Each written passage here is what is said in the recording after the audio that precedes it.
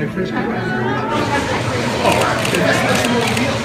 This looks like it's professionally dealt with. But it's your hand. What are we looking at? Well, right now there's a slideshow happening, Yeah. and these are panels, original panels from early 50s crime comics. And they're pretty gruesome, very noir, really kind of grotesquely morbid. Yeah. And we've been doing here for a couple of years now between films, and they really elicit a great response from the crowd.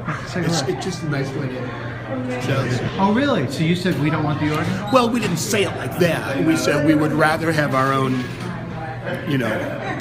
musical interlude, which is more reflective of the kind of show we're doing, which is really kind of morbid and depressing and gruesome.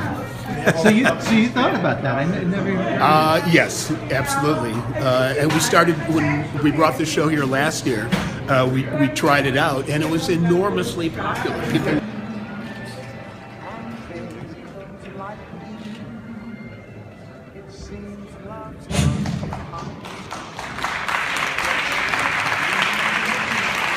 Good evening, everybody.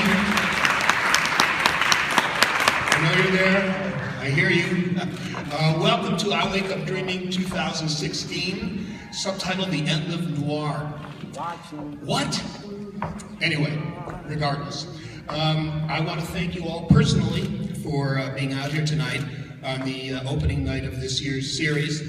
It really does promise to be something extraordinarily special, as each and every one of them are, of course. But this year's show is a little extra special. As some of you probably know by now, this is going to be my last series in San Francisco. But it'll continue on in some other form, so, not to worry.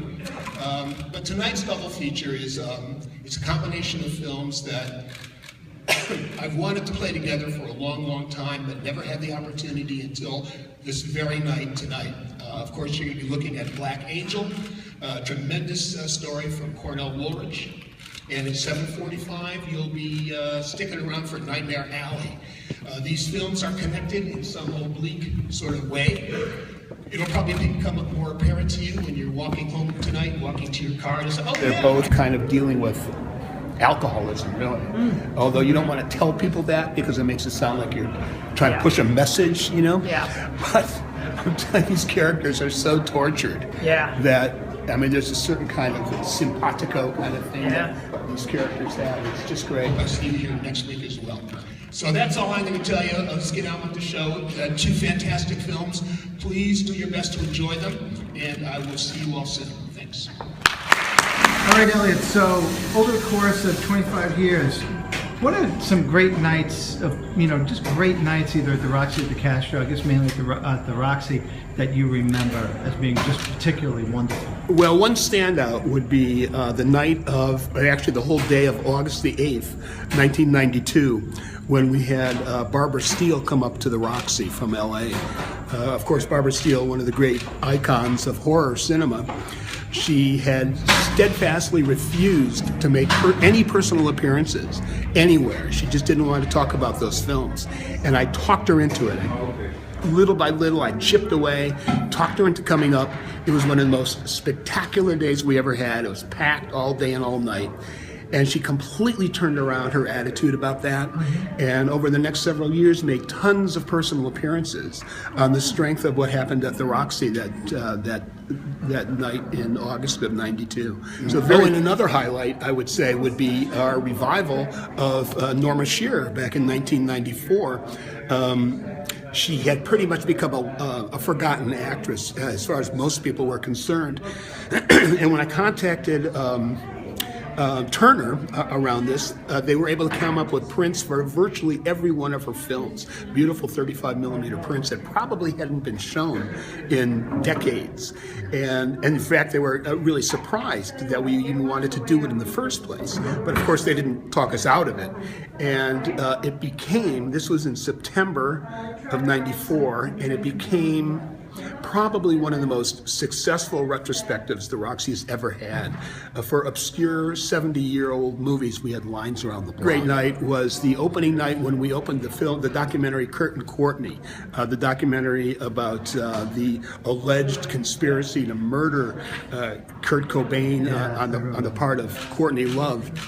And we opened the film, we were distributing the film, we opened it, it had a huge crowd, and Courtney Love's father, who's sort of a villainous character in the film, showed up at the film, at the opening, and completely alienated the crowd. Our concern was that people were going to jump out of line and physically attack him.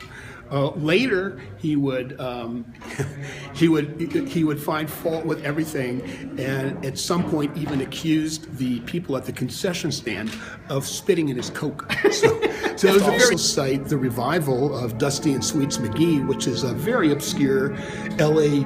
dope scene film from the early 70s, which I had seen when it first came out, and then it just sort of became an invisible lost film. And we tracked it down. We got a beautiful print. The film was owned by Warner Brothers. And we revived it and created a sensation around it. And now, instead of being a lost film that nobody ever references, it's a film that people reference all the time now. And it's become part of the... It's on video. It's on DVD, and you can get it, you can access it, other theaters play it. So it's risen, it's gone from 0 to 60 in the proverbial 10 seconds, although it's kind of a lifetime though. A great personal amount of satisfaction came from that.